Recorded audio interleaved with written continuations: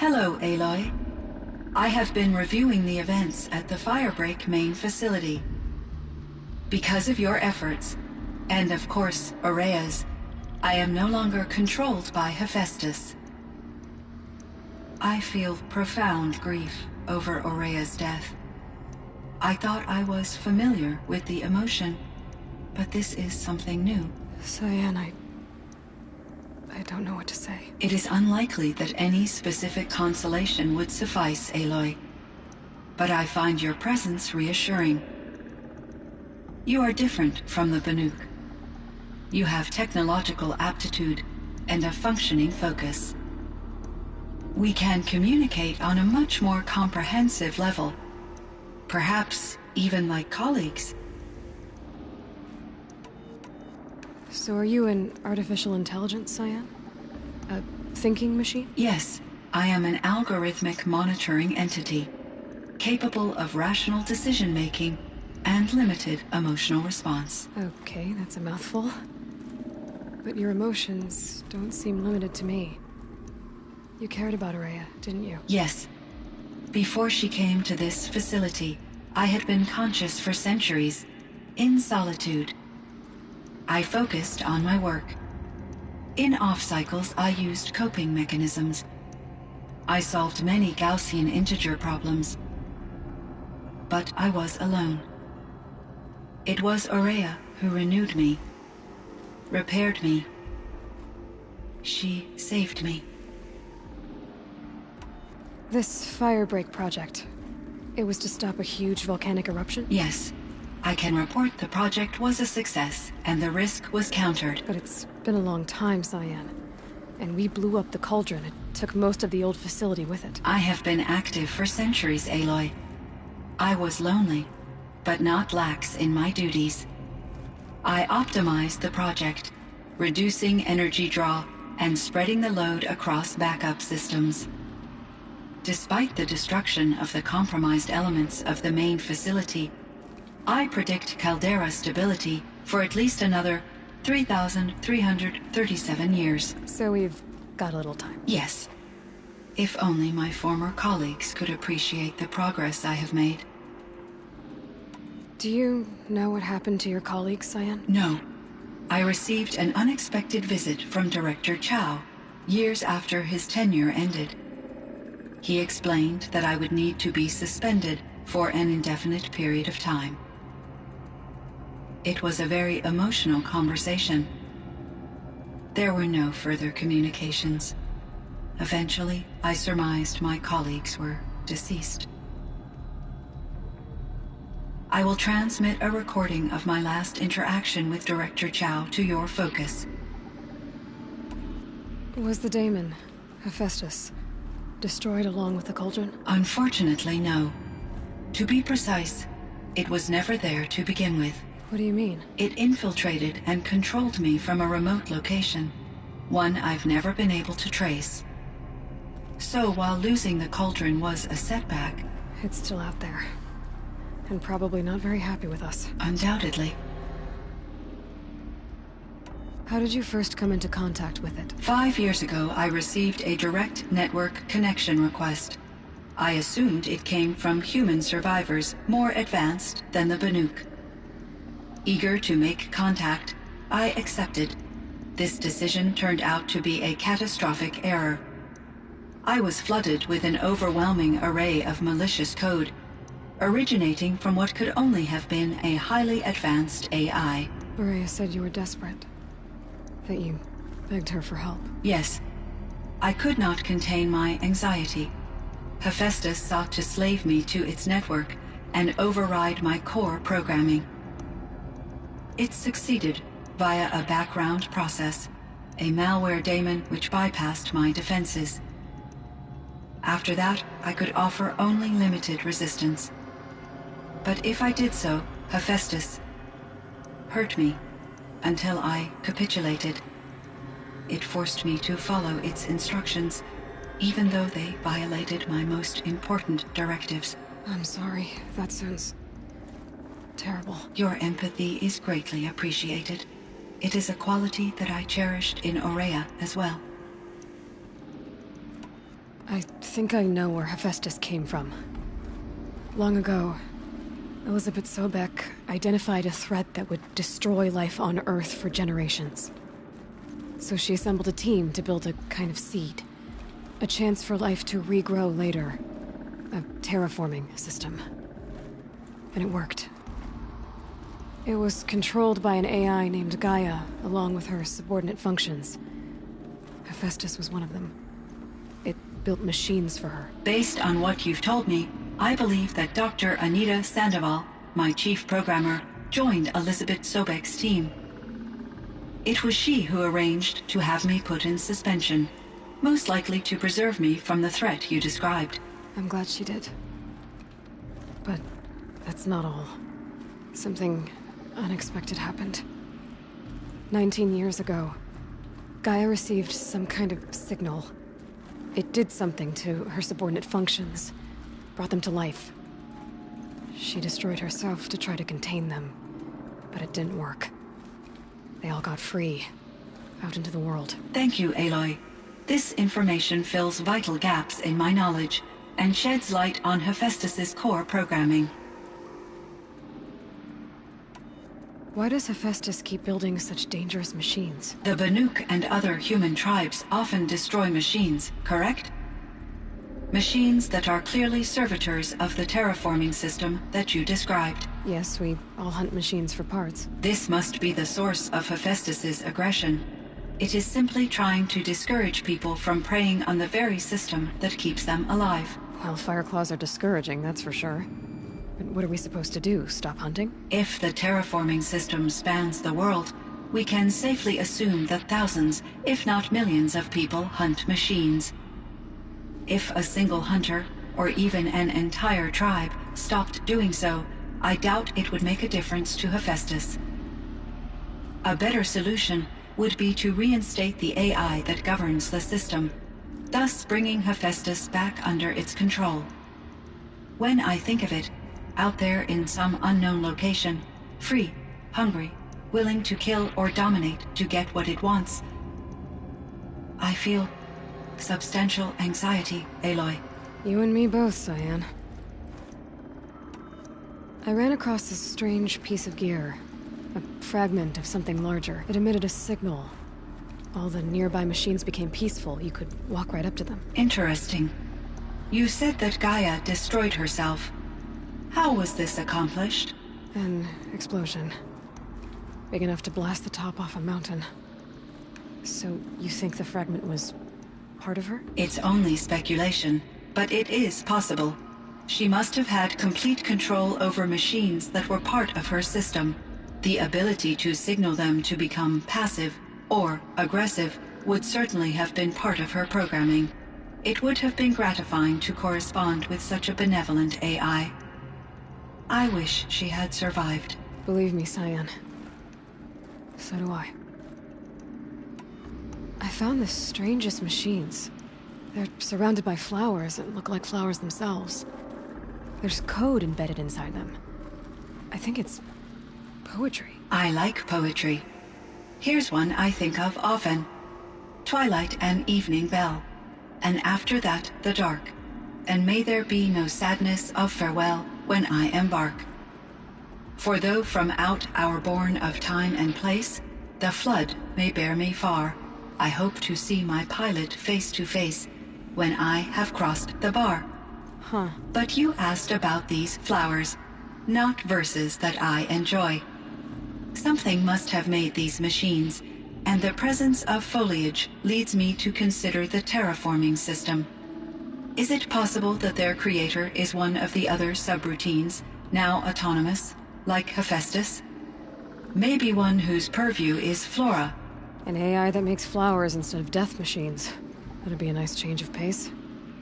But what about the poems? Unless the poetry is original, the only way it could have made it into such a system is through its programmer. In my case, Dr. Sandoval uploaded a great deal of literature to test my emotional responses. How'd you do? She said I passed, but was insufficiently moved by her favorite period romances.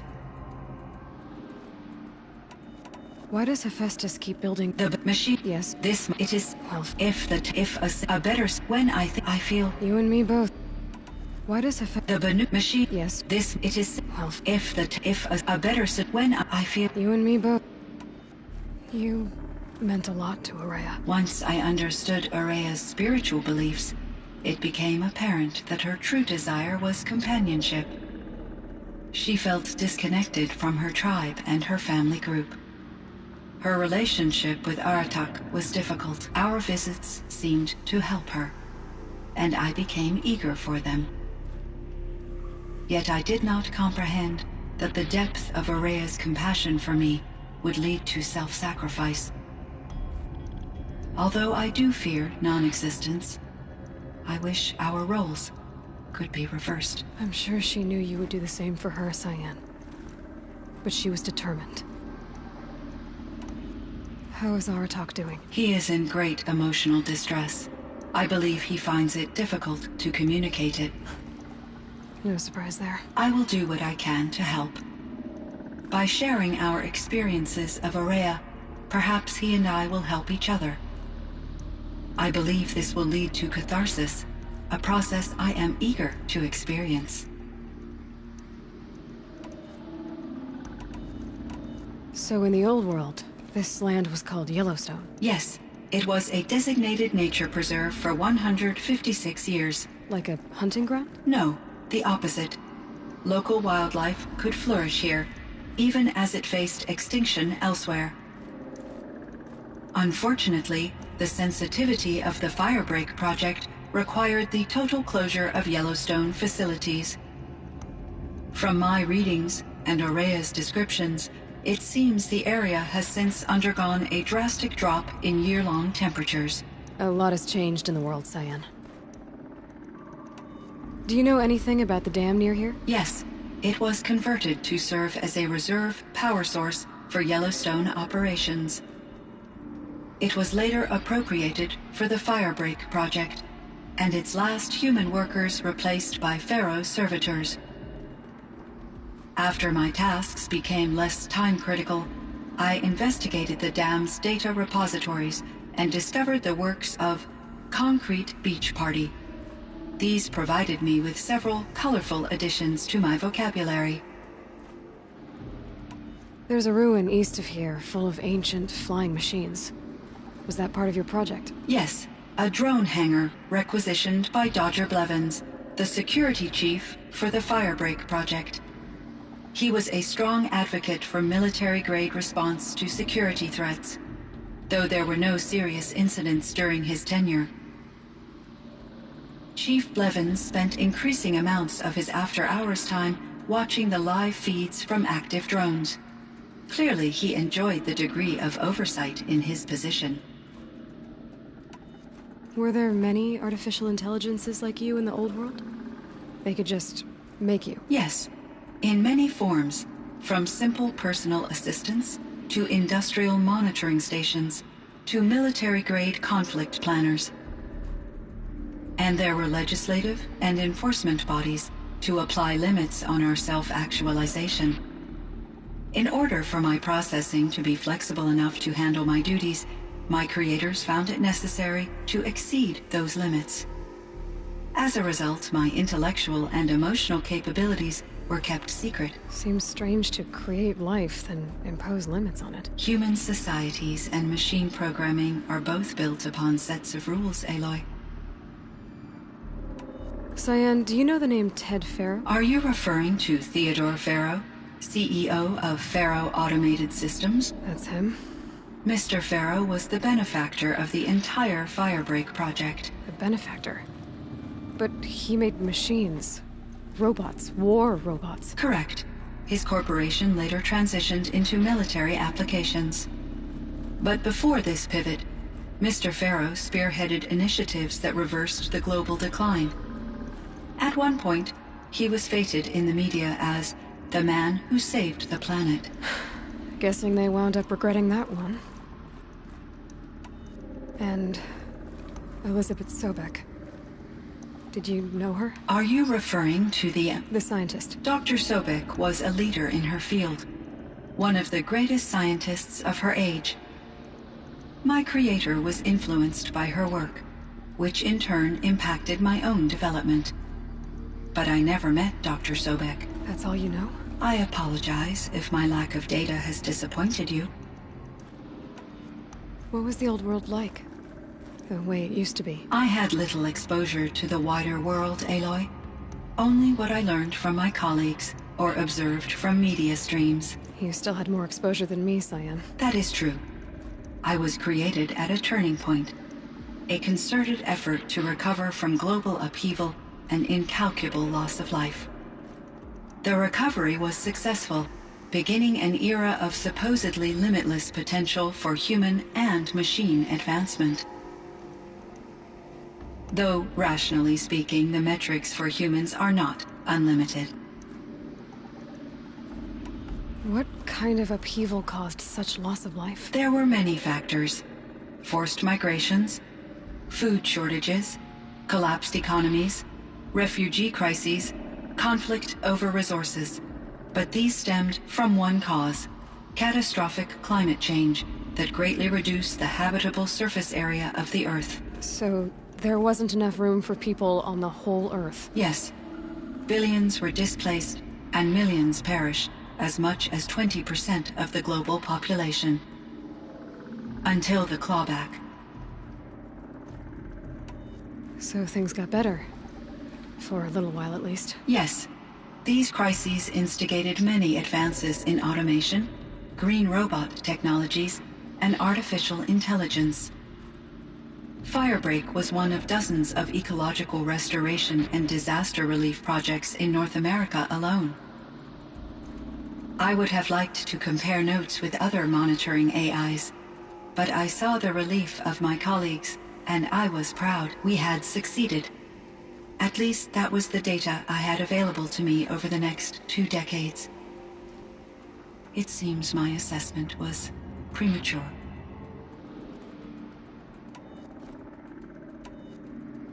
I should get going. Aloy, there is one more matter. Aratak will come to me again, and I predict he will bring other Banuk.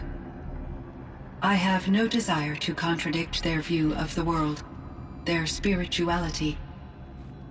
Due to my uncertainty, I omitted a great deal from my conversations with Araya.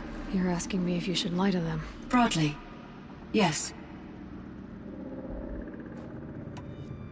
I trust your judgment, Cyan.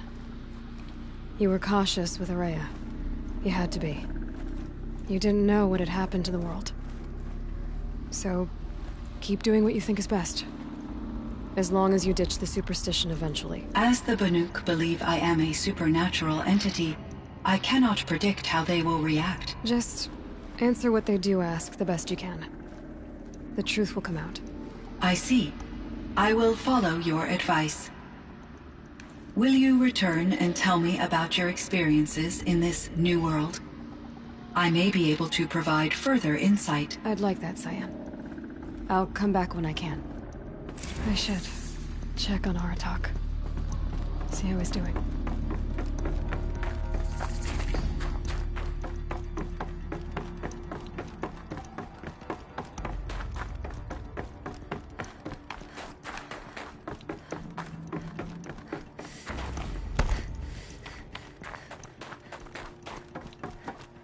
I think there's frost between my teeth.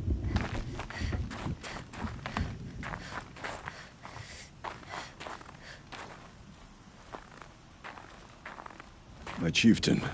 Just... Aloy. As you wish. I wondered if you thought... that if I'd never come along, Araya might still... If you'd never come along, I would have marched my kin to our deaths. Araya would be alone, and the spirit she sacrificed so much for would be lost. Either way, I would not have been able to protect her.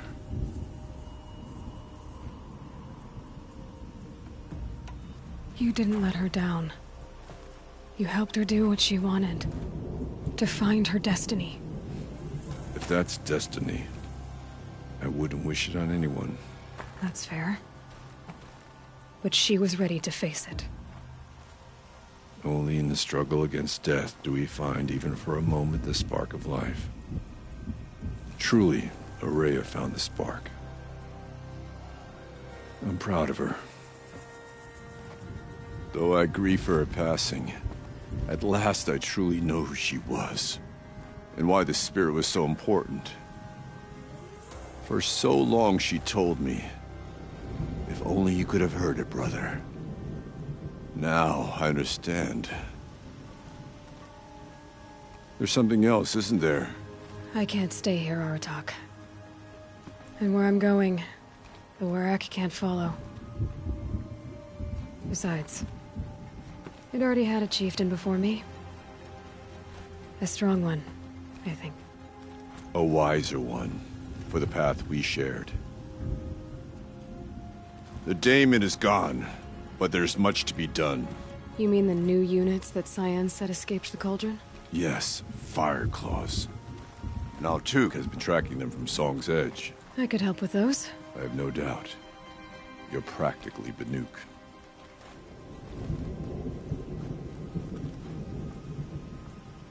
It would seem your time among the Banuk wasn't a waste after all. Firebreak, Cyan, Hephaestus. All very interesting. So, the signal that woke Hades woke Hephaestus too. And unleashed them on the world. As minds of their own. So it seems. Parts of Gaia given life. Aberrant life. Transformed from docile subordinate functions into rebellious intelligences beyond our understanding. Our current understanding, anyway. Whatever they are, they're still out there. And they both want you dead. Kind of mutual, that feeling. We haven't seen the last of Hephaestus, I'm certain of that. It's powerful, creative, and driven. It won't stop building new hunter-killers, which means that someday, we may have to stop it. Hephaestus wasn't the only thing I learned about in the Cut Silence. Heard some things about the Banuk Conclave, too. You could stop right there. Is that what you told the hunters the Banuk sent after you? Before you opened fire? Oh no, Aloy. Only to you do I extend the courtesy of a warning. My past and my secrets are my own. You do well to remember that. It's a good thing you've got brains, Silence, because your personality could use some work. This discussion is concluded. I think it was over before it began. Catch up with you down the trail.